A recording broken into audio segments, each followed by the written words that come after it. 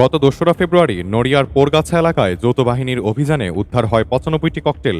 এর আগের দিন একই উপজেলার জবসা ও ভোজেশ্বর এলাকা থেকে উদ্ধার করা হয় আরও ২২টি ককটেল।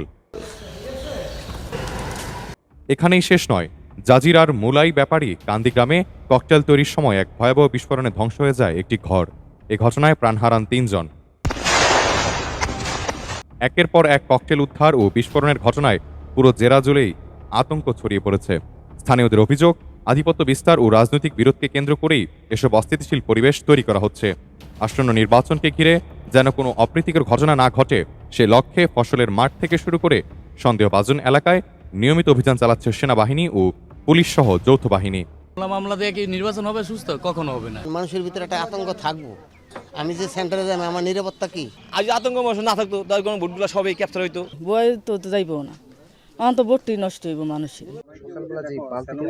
শুধু ককটেলই নয়, অভিযানে উদ্ধার হয়েছে বেশ কিছু আগ্নেয়াস্ত্র, কার্তুজ এবং দেশীয় ধারালো অস্ত্র। পরিসংখ্যান বলছে গত ১ মাসে শরীয়তপুরে উদ্ধার হয়েছে ৩ শতাধিক ককটেল। এই ঘটনায় মামলা হয়েছে প্রায় ৩৫০টি এবং আটক করা হয়েছে ৮ শতাধিক ব্যক্তিকে।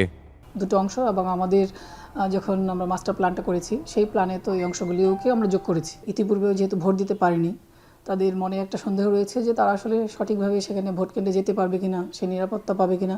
এই ইস্যুগুলোকে কেন্দ্র করেই আসলে আমরা মনে করছি যে এটাকে সরকার খুব গুরুত্ব দিচ্ছে।